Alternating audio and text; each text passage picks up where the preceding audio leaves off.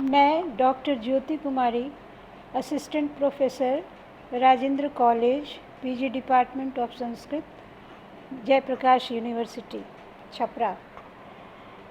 आज मैं आप लोगों के सामने एमए सेकेंड सेमेस्टर के बच्चों के लिए 6th पेपर लेकर आई हूँ और 6th पेपर में ध्वन्यालोक पढ़ना है। ध्वन्यालोक में भी प्रथम उद्योत पढ़ना है। इसमें जो श्लोक यहाँ दिख रहा है, जो कारिका है यहाँ पे, उस पर जाने से पहले मैं कुछ आपको बतला दूँ कि ध्वन्यालोक आचार्य आनंद वर्धन की रचना है और ध्वनि सिद्धांत का ये आधारभूत ग्रंथ है। ध्वनि क्या है और उसमें भी प्रतीयमान अर्थ, व्यंग्य अर्थ, इसकी क्या महत्ता है काव्य में, इसका सही ढंग से वैज्ञानिक रूप से अगर किसी ने स्थापना की है तो वो आचार्य आनंदवर्धन हैं। उन्होंने ध्वन्यालोक को 4 उद्योत में बांटा है, जिसमें हमें प्रथम उद्योत पढ़ना है और यह पहली कारिका है। इससे पहले इन्होंने मंगलाचरण किया है। किसी भी काव्य को आरंभ करने से पहले हम क्या आशय वस्तु, जो हमारी मंगलाचरण की परंपरा होती है, जिसमें आशीर्वादात्मक, नमस्कारात्मक अथवा वस्तु निर्देशात्मक, ये तीनों रूपों में हमें मंगलाचरण का ज्ञान होता है। और यहाँ हम देखते हैं इस ध्वन्यालोक के प्रथम उद्योत में कवि ने भगवान विष्णु के नरसिंह अवतारधारी भगवान विष्णु के अवतार का स्मरण किया है और उन्होंने लिखा है, स्वेच्छा केसरिणः स्वच्छ स्वच्छ छायाया सितेन्दवः त्रायन्तां वो मधुरिपोः प्रपन्नातिच्छिदो नखा। तो यहाँ इस पर हम विशेष ना जाते हुए सिर्फ आप लोगों को यही बता दें कि यहाँ नरसिंह अवतारधारी भगवान विष्णु का स्मरण किया गया है। और यह जो यहाँ एक पंक्ति है, त्रायन्ताम वो मधुरिपोः, यानी भगवान जो विष्णु है वो हम सभी की क्या करें, हम श्रोताओं, व्याख्याताओं की रक्षा करें। तो ये जो पंक्ति है, जो जैसे आपकी रक्षा करें, त्रायन्ताम वह, तो इस पंक्ति से ये पता चलता है कि इस मंगलाचरण का स्वरूप जो है वो आशीर्वादात्मक है। और जिसका एक अर्थ आप लोग को बता दें कि अपनी इच्छा से ही नृसिंह का रूप धारण करने वाले, मधु नामक असुर के शत्रु भगवान विष्णु के अपनी निर्मल कांति से चंद्रमा को लज्जित कर देने वाले और शरण में आने वालों की कष्टों को काट देने वाले नाखून तुम सबकी व्याख्याताओं और श्रोताओं की रक्षा करें।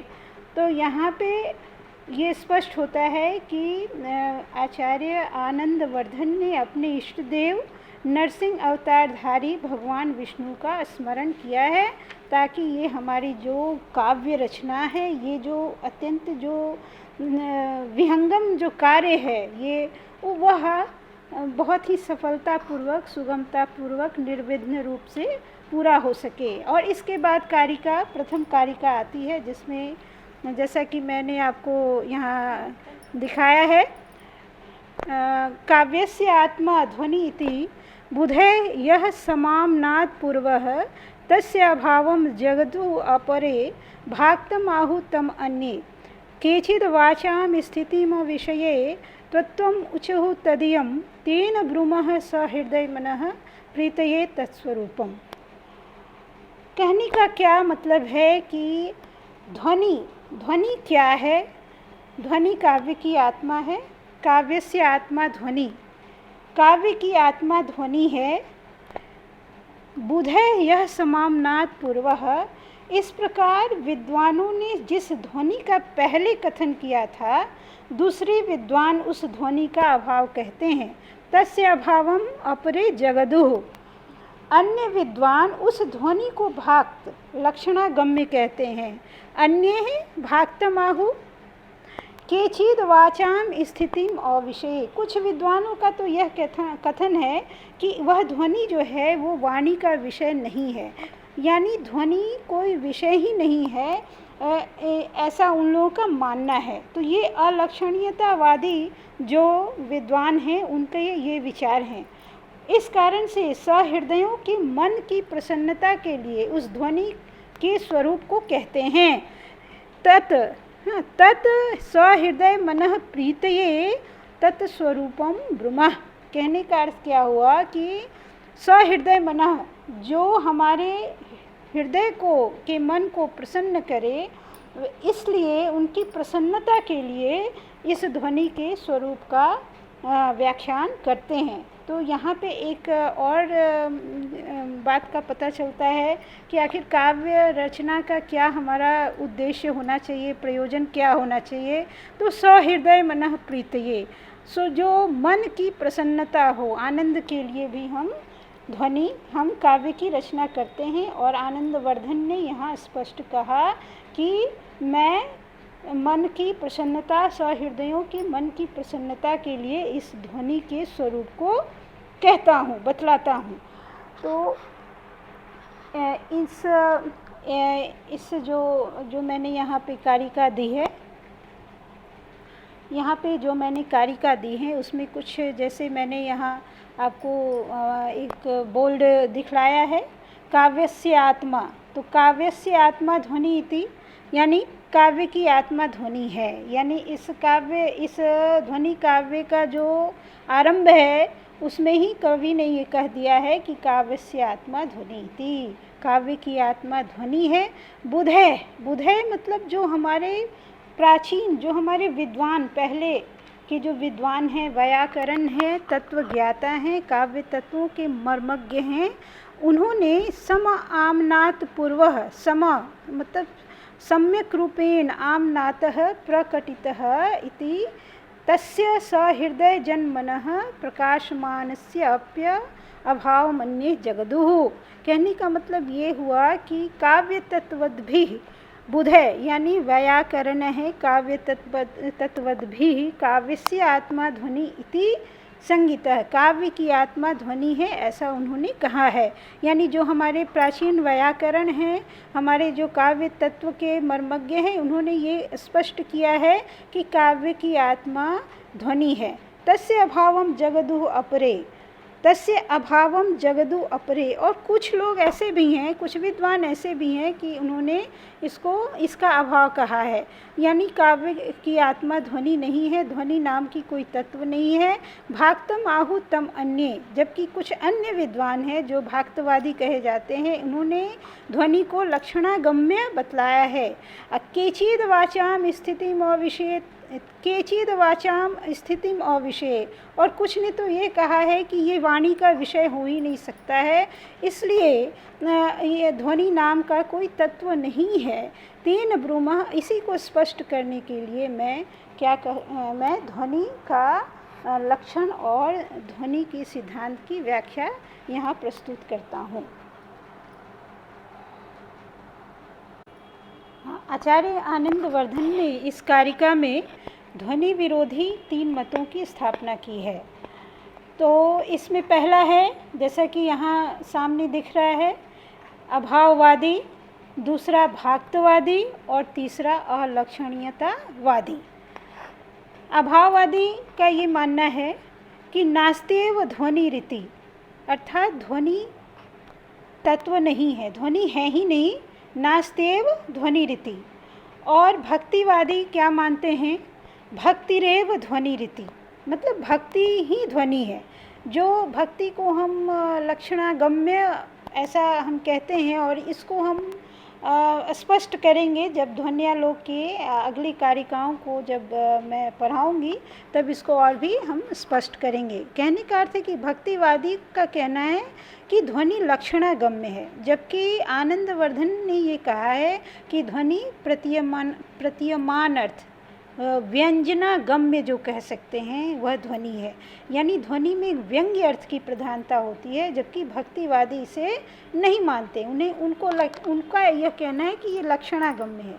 और अलक्षणीयतावादी क्या कहते हैं, अनिर्वाच्यो ध्वनि रीति। कहने का अर्थ ध्वनि जो है वो वाणी का विषय हो ही नहीं सकता है, ये कोई अपूर्व वस्तु हो ही नहीं सकती, इसलिए ध्वनि को हम सीधे सीधे अस्वीकार करते हैं। तो इस प्रकार यहाँ पर कवि ने, आचार्य ने बड़े ही सुंदर ढंग से ध्वनि सिद्धांत की स्थापना के पूर्व अपनी ध्वनि विरोधी मत जो पहले प्रचलित थे, पूर्व में प्रचलित थे, उन आचार्यों के मतों को की स्थापना करके उसका खंडन करते हुए आगे अपनी ध्वनि सिद्धांत की स्थापना की है।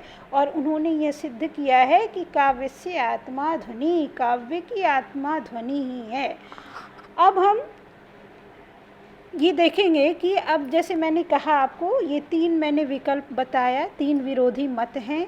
इसमें भी अभाववादियों का जो मत है वो, उसके 3 विकल्प हैं। पहला क्या है, शब्दार्थ शरीरम तावत काव्यम, शब्द और अर्थ ही क्या है, काव्य है। शब्द और अर्थ का जो सम्मिलन है वह क्या है, काव्य शरीर है, वही शरीर है, वही काव्य है। शब्दार्थ शरीरम तावत काव्यम तत्र च शब्दगतः चारुत्व हेतवो अनुप्रासादयः प्रसिद्धा एव।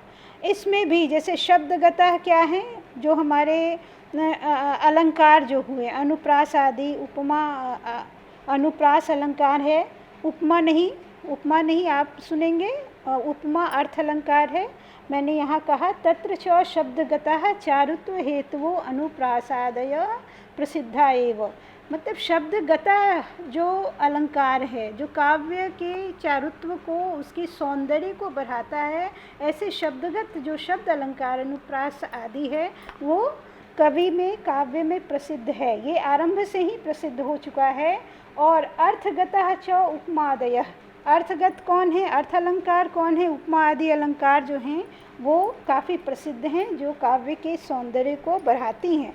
और वर्ण संगठना धर्माश्च ये माधुर्य आदय ते अपि प्रतीयन्ते, और जो वर्ण के संगठन धर्म जो हैं, जो माधुर्य आदि जो गुण हैं, वह भी क्या है, काव्य के शोभा के आधायक तत्व हैं।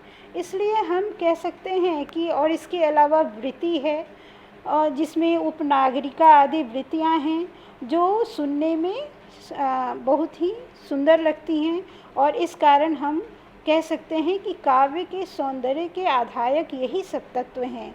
रीति आदि जो हैं, वैदर्भी आदि रीतियाँ जो हैं, उनसे काव्य का सौंदर्य बढ़ता है। इसलिए इसके अतिरिक्त ध्वनि नाम का कोई तत्व नहीं है। तद अतिरिक्त तद व्यतिरिक्तः को अयम ध्वनि नाम इति, इसलिए ध्वनि नाम का कोई ऐसा तत्व नहीं है। तो यहाँ इन्होंने जो पहला मैंने बताया है, शब्दार्थ शरीरम तावत काव्यम, कहने का अर्थ है कि काव्य का जो सौंदर्य है वो शब्द और अर्थ से ही, और अर्थ के सौंदर्य से ही वो प्रतिभाषित हो जाता है। तो फिर हम ध्वनि नाम के अलग तत्व को क्यों स्वीकार करें। तो यहाँ पे हम देखते हैं कि अभाववादियों ने जो 4 मत प्रस्तुत किए हैं, एक अलंकारवादी, दूसरा गुणवादी, तीसरा वृत्तिवादी और चौथा है रीतिवादी। तो शब्दार्थ शरीरम तावत काव्यम, ये जो अलंकार, गुण, वृत्ति और रीति हैं, ये शब्द एवं अर्थ के सौंदर्य को बढ़ाता है। और काव्य क्या है, शब्द और अर्थ का सम्मिलन है। तो काव्य की सुंदरता तो उन्हीं तत्वों से बढ़ जाती है, तो ध्वनि नाम का तत्व भला क्यों स्वीकार किया जाए। तो इस तरह से पहले विकल्प में उन्होंने कहा है शब्दार्थ शरीरम तावत काव्यम। अब मैं दूसरे विकल्प पे आती हूँ। ये बच्चों ये ध्यान रखेंगे आप कि ये अभाववादियों का मत है। अभाववादियों में जो 3 विकल्प हैं उसमें मैंने पहला आपको बताया। दूसरा ये है नास्त्येव ध्वनि। नास्त्येव ध्वनि यानी ध्वनि नाम का कोई तत्व है ही नहीं। इसमें एक इसके विस्तार में आचार्य आनंदवर्धन ने लिखा है, प्रसिद्ध प्रस्थान व्यतिरेकिणः काव्यकारस्य काव्यत्व हाने कहने का अर्थ है कि जो प्रसिद्ध प्रस्थान व्यतिरेकिनः, मतलब विद्वानों द्वारा जो प्रसिद्ध मार्ग जो बताए गए हैं, जैसा कि अभी मैंने कहा अलंकारवादी, रीतिवादी, गुणवादी, जो ये आचार्य जो हैं, इन्होंने जो प्रसिद्ध मार्ग स्थापित किया है, अगर हम ध्वनि को मान लेंगे तो उसका क्या हो जाएगा, उस मार्ग का उल्लंघन हो जाएगा।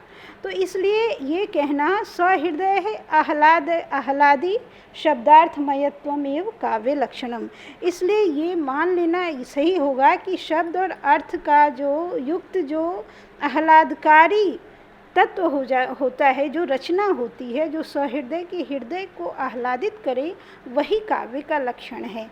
इसलिए उन प्रसिद्ध मार्गों का उल्लंघन करके कोई एक अतिरिक्त तत्व को स्वीकार करना, एक अतिरिक्त ध्वनि तत्व को मानना, ये उचित नहीं है। नास्तेव ध्वनि।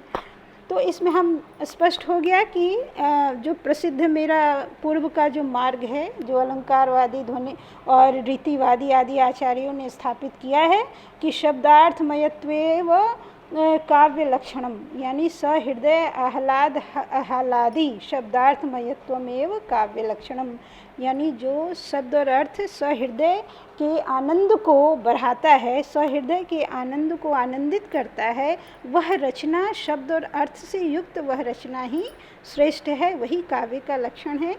और इसमें ध्वनि नाम की कोई तत्व नहीं है। नास्तेव ध्वनि। तो अब हम इसके आगे जो तीसरा विकल्प है, ये सभी अभाववादियों का विकल्प है। तीसरे विकल्प में आप देखेंगे न संभवत्येव ध्वनि नामा पूर्वः कश्चित्।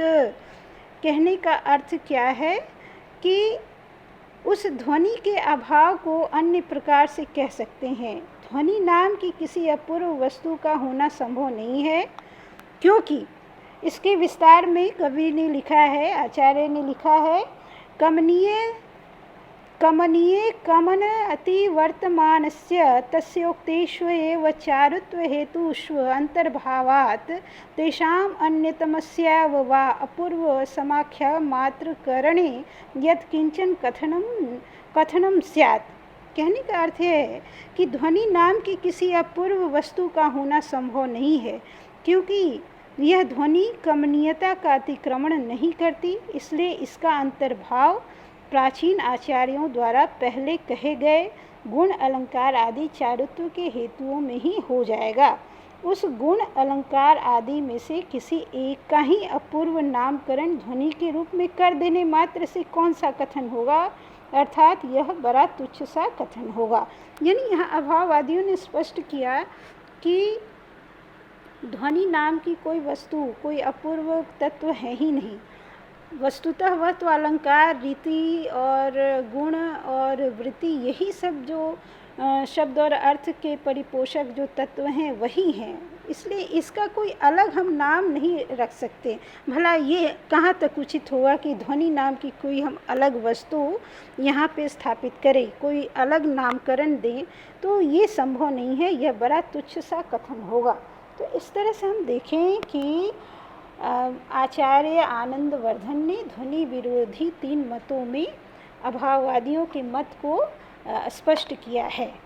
और ये बहुत ही एक इम्पॉर्टेंट क्वेश्चन हो जाता है परीक्षा के लिहाज से भी कि अभाववादियों के मतों को स्पष्ट करें और फिर उसका खंडन। तो वो अगले क्लास में हम बताने का प्रयास करेंगे। अब यहाँ हम दूसरा जो ध्वनि विरोधी मत है, भाक्तवादियों का क्या मत है। उनका कहना है भाक्तम आहु तम अन्ये। भाक्तवादी कुछ अन्य ही बातें करते हैं। अन्ये तम ध्वनि संगीतम काव्यात्मानम गुणवृत्ति इत्याह। कहने का अर्थ क्या है कि जो उन्होंने ध्वनि नामित जो काव्य की आत्मा है, जो हम मानते हैं, वो क्या गुण वृत्ति को मानते हैं।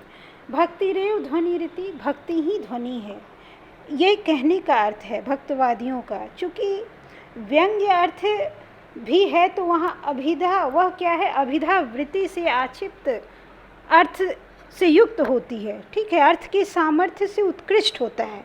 जो व्यंग्य अर्थ है वो अभिधा वृत्ति से उत्कृष्ट अर्थ होता है।